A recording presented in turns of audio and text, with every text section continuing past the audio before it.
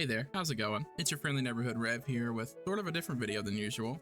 Unless you've been living under a metaphorical Helldivers 2 rock, then I assume that you, like me, have watched as the Escalation of Freedom update turned into the Escalation of Player Frustration update.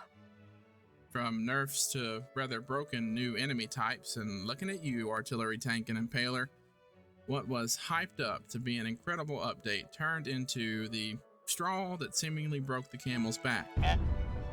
If you had the chance to watch my latest video, and I'll leave a link here, then you got to see firsthand why so many people are upset with the latest update. You know, the balance really just isn't there.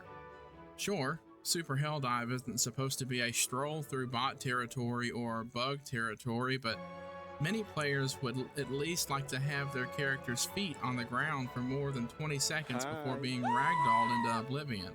And it's even worse when you think about the impaler. I've seen videos of people being launched into the stratosphere after being hit by the tentacles, which is not a fun way to play the game, especially when you have no chance to survive it. And I might be wrong, I don't think that the emote glitch that cuts your fall damage helps in that situation, at least not enough. Anyway, it's but one of the many problems that has become increasingly obvious with each update.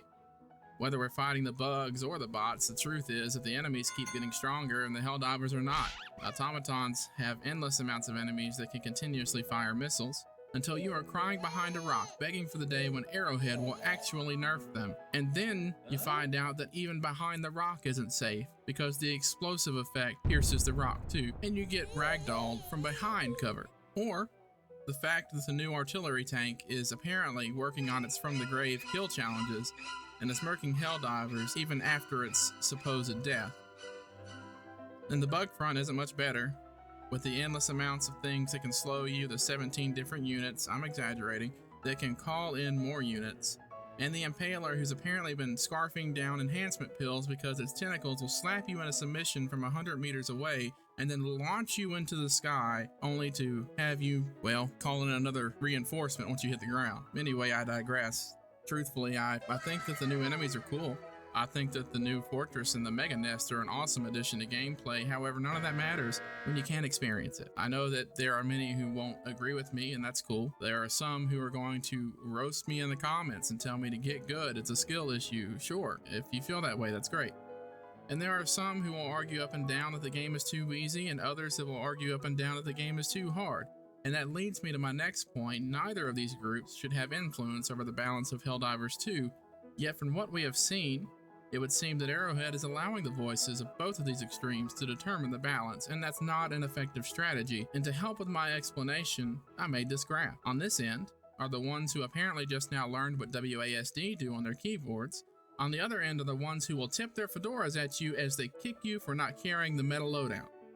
And all throughout the middle of these two extremes are the vast majority of Helldivers 2 players. Players who, like me, don't want an easy game, don't want an impossible game either. They really just want it to be fun. Personally, when I drop an orbital strike on something's face, I want it to explode, like something that had an orbital strike dropped on its face. And not like the Hulks that apparently eat nails for breakfast and sprinkle orbital shells on top of it for an added kick. Sorry. To that end, I will say that balancing our weapons and stratagems for the sake of realism isn't a great idea either. First off, this isn't a milsim. I'm not looking for ballistics that make sense. I want to destroy stuff.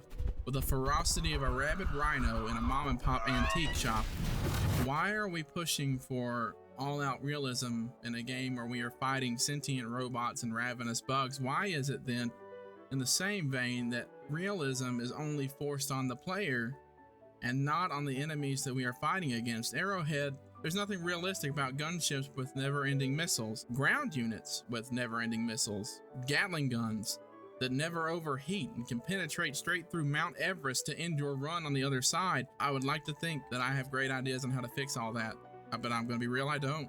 I don't have the coding knowledge required to figure out the coding to limit missiles, or stop the mountain penetrating rounds, or the super stretched tentacles of the impaler that will launch you into the next planet. What I do know is that Helldivers 2 has been one of my favorite games in the past few years, and in my eyes it has the potential to be something even greater. But the devs have really got to quit giving us empty words and feeding us false promises. Regardless, I highly doubt this video will even cross paths with any of the development team, but I will say that I hope they mean it this time when they say that they will change things.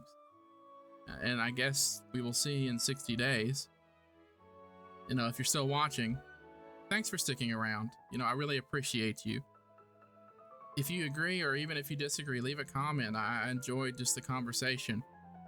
And let me know your thoughts on all of it. I certainly will continue to play Helldivers 2, even if it means more rage clips of me against the automatons. Anyway, I hope you have a great day today, and remember that you are loved. Until next time, see ya.